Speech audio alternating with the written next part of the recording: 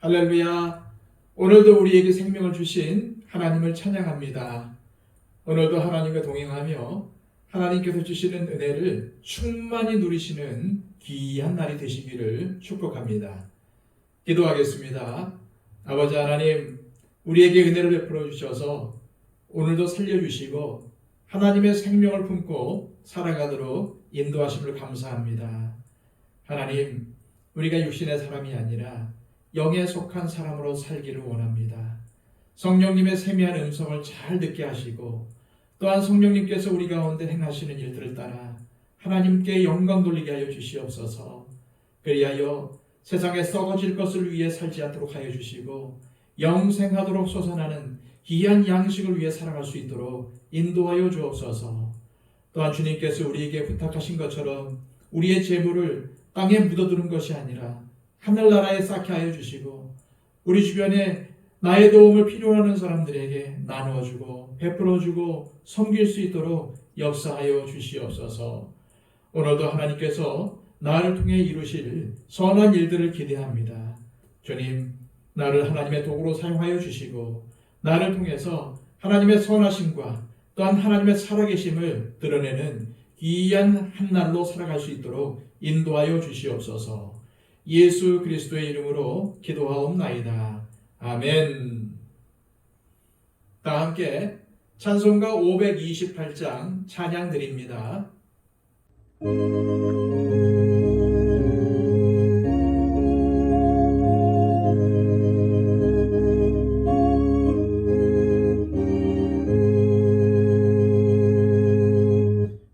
예수가 우리를 부르는 소리 음성 부드러워 문 앞에 나와서 사면을 보며 우리를 기다리네.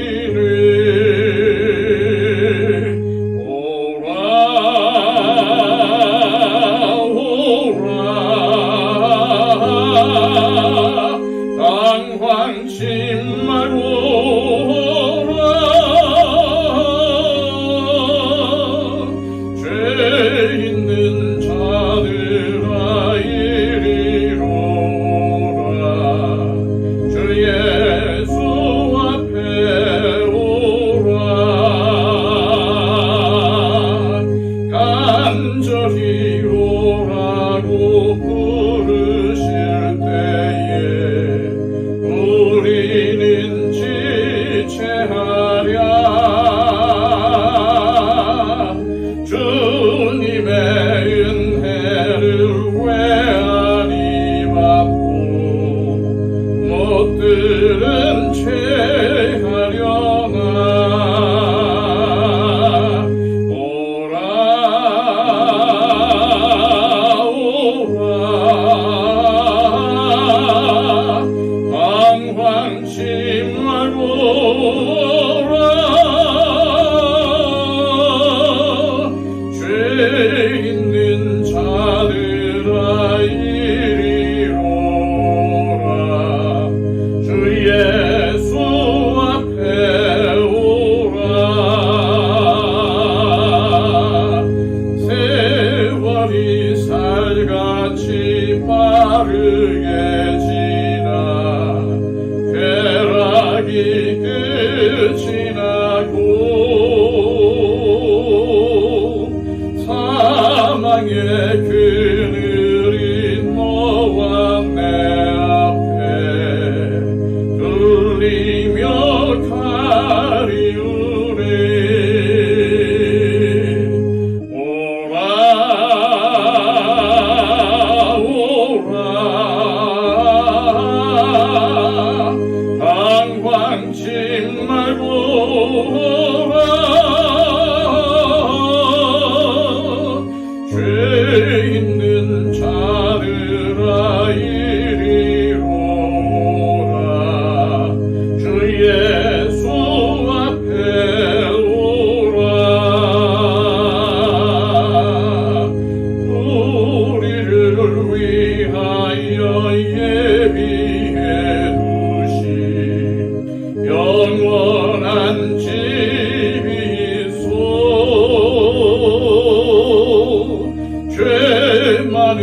세상을 떠나게 될 때 영접해 주시겠네. 오라 오라 방황치 말고 오라. 죄 있는 자들아 이리로 오라.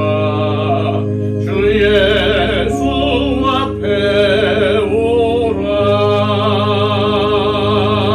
오라. 이 시간 우리에게 주시는 하나님의 귀한 말씀은 구약성경 잠언 1장 20절에서 33절까지의 말씀입니다. 구약성경 911쪽입니다. 지혜가 길거리에서 부르며 광장에서 소리를 높이며 시끄러운 골목에서 소리를 지르며 성문 어귀와 성중에서 그 소리를 발하여 이르되 너희 어리석은 자들은 어리석음을 좋아하며 거만한 자들은 거만을 기뻐하며 미련한 자들은 지식을 미워하니 어느 때까지 하겠느냐. 나의 책망을 듣고 돌이키라. 보라, 내가 나의 영을 너희에게 부어주며 내 말을 너희에게 보이리라. 내가 불렀으나 너희가 듣기 싫어하였고 내가 손을 폈으나 돌아보는 자가 없었고 도리어 나의 모든 교훈을 멸시하며 나의 책망을 받지 아니하였은즉 너희가 재앙을 만날 때에 내가 웃을 것이며 너희에게 두려움이 임할 때에 내가 비웃으리라. 너희의 두려움이 광풍같이 임하겠고 너희의 재앙이 폭풍같이 이르겠고 너희에게 근심과 슬픔이 임하리니 그때에 너희가 나를 부르리라. 그래도 내가 대답하지 아니하겠고 부지런히 나를 찾으리라. 그래도 나를 만나지 못하리니 대저 너희가 지식을 미워하며 여호와 경외하기를 즐거워하지 아니하며 나의 교훈을 받지 아니하고 나의 모든 책망을 업신여겼음이니라. 그러므로 자기 행위의 열매를 먹으며 자기 꾀에 배부르리라.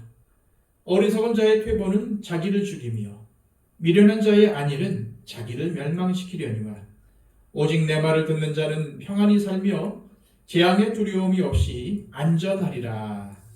아멘.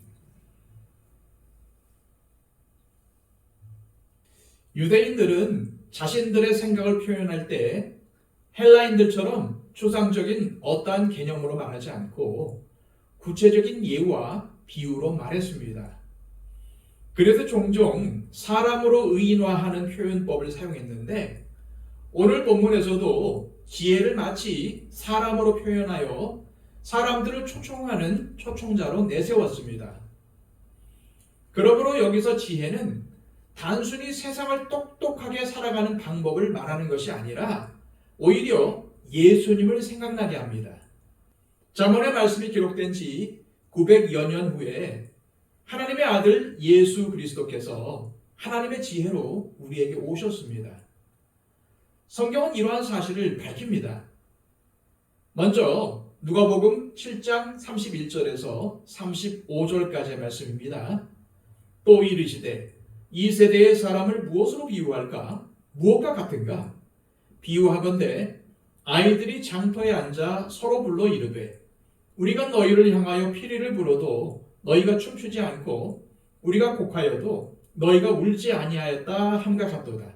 세례 요한이 와서 떡도 먹지 아니하며 포도주도 마시지 아니하며 너희 말이 귀신이 들렸다 하더니 인자는 와서 먹고 마시매 너희 말이 보라 먹기를 탐하고 포도주를 즐기는 사람이요 세리와 죄인의 친구로다 하니 지혜는 자기의 모든 자녀로 인하여 옳다함을 얻느니라.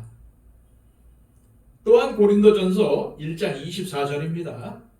오직 부르심을 받은 자들에게는 유대인이나 헬라인이나 그리스도는 하나님의 능력이요 하나님의 지혜니라.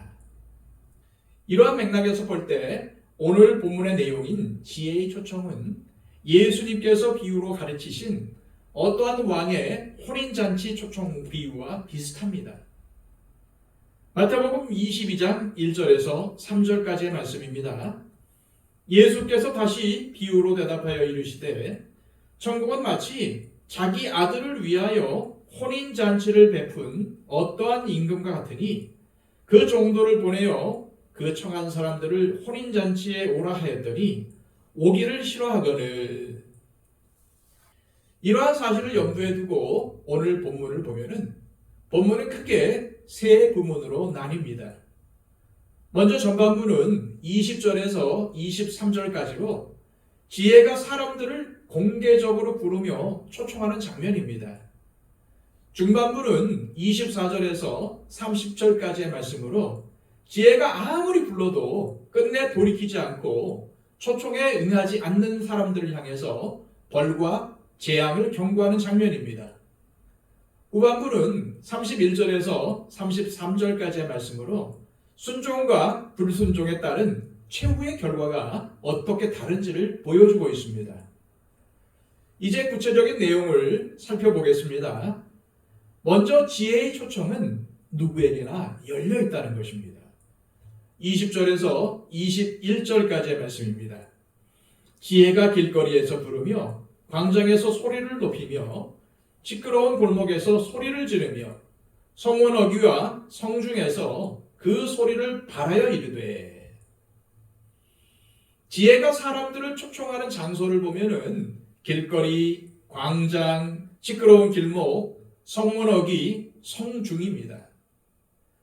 이런 것들은 모두 공공적인 장소요, 또한 많은 사람들이 모이고 왕래하는 장소입니다. 지혜는 이러한 곳에서 사람들을 초청했습니다.